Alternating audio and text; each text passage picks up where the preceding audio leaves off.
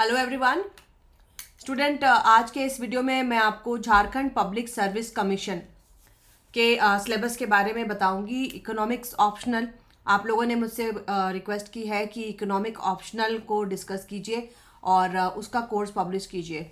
तो स्टूडेंट बहुत ही अच्छा सिलेबस है और सिंपल सिलेबस है। तो आज के इस वीडियो में बताऊंगी कि 11th Jharkhand public service commission के लिए अगर आप तैयारी कर रहे हो तो किस तरीके से तैयारी करनी चाहिए और इकोनॉमिक्स के किस पोर्शन पर आपको ज़्यादा ध्यान देना चाहिए। तो let's start this video student. First let me introduce myself student. I am doctor Shipra Srivastava. I am NET and JET qualified and I am PhD from Jammu university. And student, ये मेरा कॉन्टैक्ट नंबर है। This is 8439066995 और this is my app Shipranomics. You can download my app from Google Play Store. तो student देखिए, JPSC prelim exam का जो pattern होता है, इसमें 2 पेपर होते हैं, GS स्टडी 1 और जनरल स्टडी 2। ये जो एग्जाम्स होते हैं स्टूडेंट, इसमें टोटल जो ड्यूरेशन आपका होता है, कुल जो समय आपका दिया गया होता है वो होता है 2 आवर्स। 2 घंटे में ये दोनों ये जो पेपर्स हैं आपको करने होते हैं और ये दोनों ही माध्यम में होता है, हिंदी मीडियम और इंग्लिश मीडियम। तो आप दोनों ही माध्यम के स्टूडेंट इसमें अपने अपने लैंग्वेज में लिख सकते हो। और इसमें जो PT में क्वेश्चन आते हैं वो ऑब्जेक्टिव टाइप होते हैं और हर पेपर में जो है 100 क्वेश्चन होता है, each carrying 2 marks.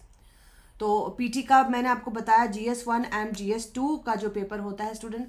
JPSC main का एग्जाम का पैटर्न जो होता है, इसमें आपको 6 पेपर्स होते हैं and they are descriptive in nature, है ना। इसमें डिस्क्रिप्टिव इन नेचर आपको इसमें लिखना पड़ता है। पेपर 1 इज क्वालिफाइंग पेपर, ठीक है। पहला पेपर आप क्वालिफाई करते हो, फिर आप मुख्य परीक्षा देते हो, PT निकालने के बाद मुख्य परीक्षा देते हो और इसका जो आपका स्कोर बोर्ड होता है, इसके स्कोर के आधार पर आपकी इंटरव्यू की कॉल आती है, ठीक है। तो इसमें मैक्सिमम ड्यूरेशन आपको 3 घंटा दिया गया है। अब देखो इसमें पेपर कितने होते हैं स्टूडेंट। 6 पेपर में पहला जनरल इंग्लिश, दूसरा आपका लिटरेचर एंड लैंग्वेज, तीसरा हिस्ट्री एंड ज्योग्राफी, फोर्थ होता है पब्लिक एडमिनिस्ट्रेशन, फिफ्थ होता है globalisation and sustainable development, Indian economy, जिससे हमें जिससे मतलब है, दैट इज इंडियन इकोनॉमी। और पेपर 6 जो होता है student, environment and technology development, ये 200 मार्क्स का होता है। इसमें अब मैं डिस्कस करूंगी स्टूडेंट, अर्थशास्त्र में आपको क्या क्या चीज़ें पढ़नी है, कैसे पढ़नी है, स्ट्रैटेजी आपकी कैसी होनी चाहिए। सबसे पहले इंडियन इकोनॉमी और फंडामेंटल कैरेक्टरिस्टिक की बात करें। भारतीय अर्थव्यवस्था का बहुत ही अच्छा सिलेबस इसमें दिया गया है। सबसे पहले आपको पढ़ना है राष्ट्रीय आय। तो राष्ट्रीय आय को पढ़ने के लिए आप किसी भी 10+2 के बुक को उठा सकते हैं। खासकर जैन एंड ओहरी की बुक आती है इंग्लिश मीडियम में। हिंदी मीडियम के स्टूडेंट NCERT की बुक को फॉलो कर सकते हैं, ठीक है। तो राष्ट्रीय आय से शुरुआत होती है। इसके साथ ही इन्फ्लेशन दिया गया। अब देखो, मुद्रास्फीति दी गई है, लेकिन मुद्रास्फीति आपको किस चैप्टर में दिया गया है? मुद्रास्फीति आपको इंडियन इकोनॉमी के साथ दिया गया है। तो इसमें 2 चीज़ें मैं कराऊंगी। सबसे पहले मुद्रास्फीति क्या है, कितने प्रकार की है, जो हम बेस पढ़ते हैं।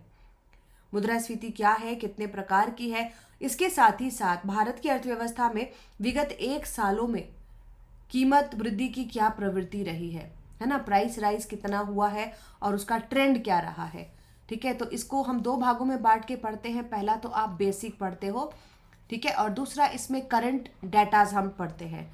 करंट डाटा मतलब कि विगत 1 साल में मुद्रास्फीति में कितना उतार चढ़ाव देखा गया है।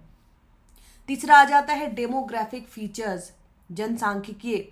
तो इसमें आपको 2011 के आंकड़ों को आपको पढ़ना होता है। 2011 के डेमोग्राफिक फिगर्स को आपको पढ़ना है। एग्रीकल्चर एंड रूरल इकोनॉमी बहुत ही छोटा सा टॉपिक बना करके दिया है, एग्रीकल्चर एंड रूरल इकोनॉमी, लेकिन कृषि को आप पूर्णतया आपको पढ़ना होता है। तो मैं कृषि को पूरी तरीके से पढ़ाऊंगी, ठीक है। जब भारत आज़ाद हुआ था उस वक्त कृषि की क्या स्थिति थी, भूमि सुधार किस तरीके से हुआ, कृषि की अभी दशा क्या है और प्रोडक्शन का लेवल क्या है ना। कृषि एवं संबद्ध क्षेत्र का विकास किस तरीके से हुआ है और इसके साथ ही साथ आर्थिक सर्वेक्षण के आंकड़े कृषि के विषय में क्या कहते हैं। और इसके साथ मैं स्टूडेंट खाद्य सुरक्षा को भी जोड़ूंगी, क्योंकि एग्रीकल्चर एंड फूड सिक्योरिटी दोनों मिले जुले ही टॉपिक होते हैं, ठीक है। इसके बाद कृषि में आपको रूरल क्रेडिट, क्योंकि रूरल इकोनॉमी पढ़ना है, कृषि वित्त भी आपको पढ़ना पड़ेगा, कितने तरह के एग्रीकल्चर लोन होते हैं, संस्थागत, गैर संस्थागत, ठीक है, तो इसको आपको पढ़ना है। और साथ ही साथ agriculture policy, agriculture price policy, मतलब कि कीमत का निर्धारण किस तरीके से होता है, सब्सिडी क्या है, और एग्रीकल्चर प्लान बहुत इंपॉर्टेंट होता है, कौन कौन से प्रोग्राम सरकार के द्वारा बनाए गए हैं कृषि से संबंधित, क्योंकि ये पब्लिक सर्विस कमीशन है स्टूडेंट, तो प्रोग्राम्स एंड प्लान्स पर बहुत ज़्यादा ध्यान दे और आद्यतन आंकड़ों पर बहुत ज़्यादा ध्यान दे, ठीक है। तो इससे आपको पीटी का जो पोर्शन है वो भी कवर हो जाएगा और मुख्य परीक्षा का जो पोर्शन है वो भी कवर हो जाएगा। इसके बाद है इंडस्ट्रियल इकोनॉमी, इंडस्ट्री को भी डिटेल में पढ़ना होता है। भारत की अर्थव्यवस्था में पंचवर्षीय योजनाओं के दौरान कृषि जो इंडस्ट्री है उसकी क्या स्थिति रही, और इसके साथ ही साथ डिसइन्वेस्टमेंट क्या है, प्राइवेटाइजेशन क्या है, और इंडस्ट्रियल पॉलिसी गवर्नमेंट की किस तरह की है, और इससे रिलेटेड कितने तरीके के प्रोग्राम्स लाए गए।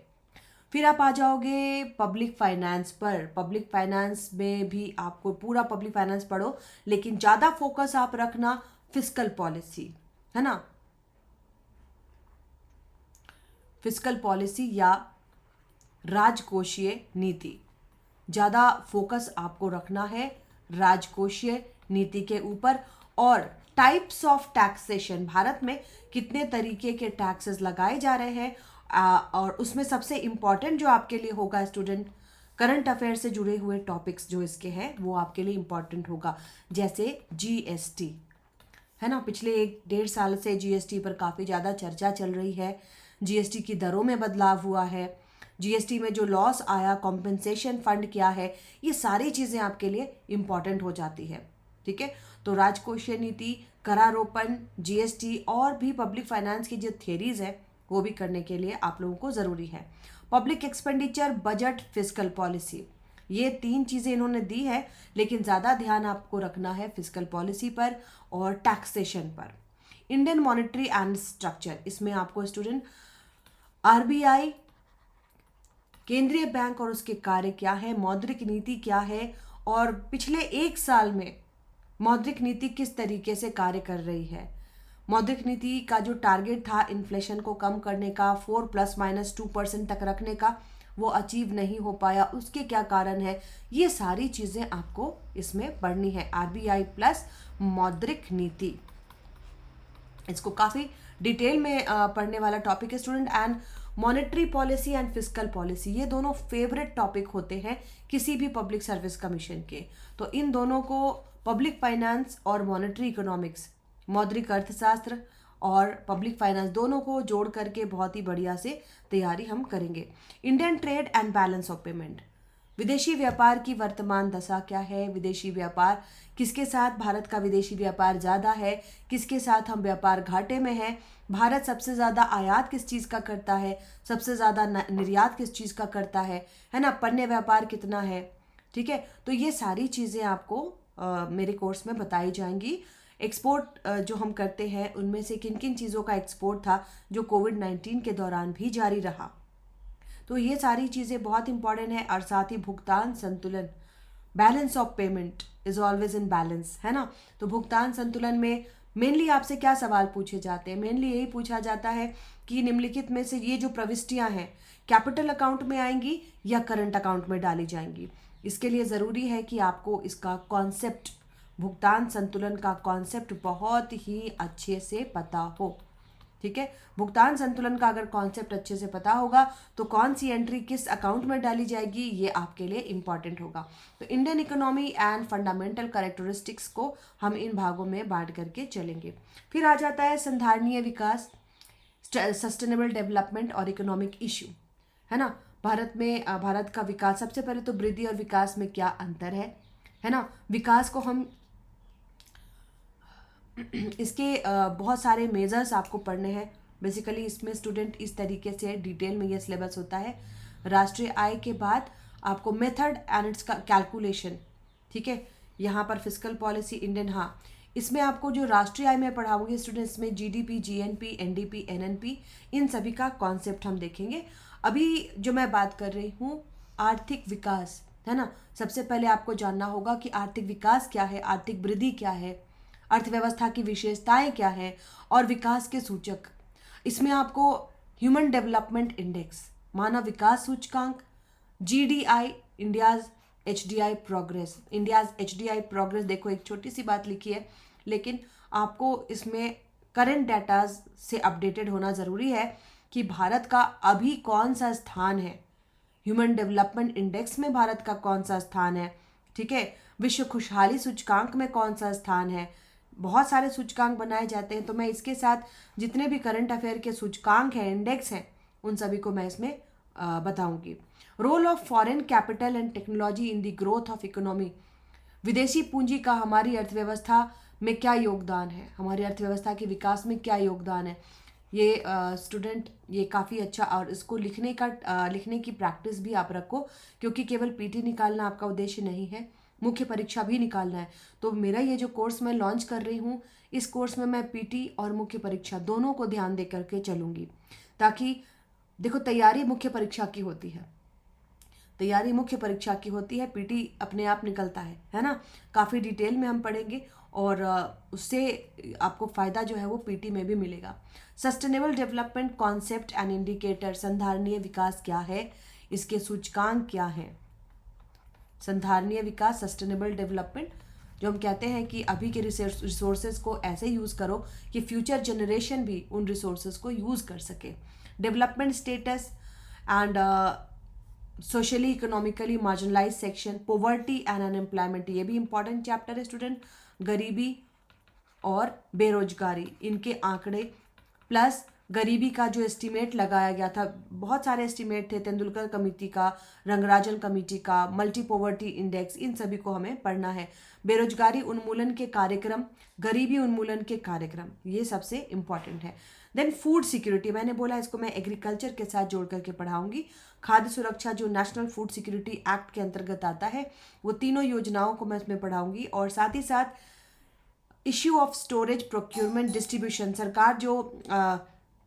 सरकार जो प्रोक्यूरमेंट करती है, इसमें आपको MSP पहले पढ़ना पड़ेगा, उसके बाद procurement, distribution, import and export पढ़ाऊंगी।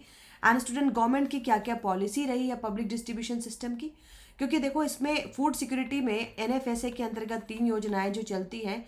पहला जो चलता है ICDS, इसको हमें पूरा पढ़ना पड़ेगा। दूसरा चलता है मिड डे मील स्कीम, इसको पूरा पढ़ना है। और तीसरा है public distribution system, public distribution system को भी आपको डिटेल में पढ़ना है।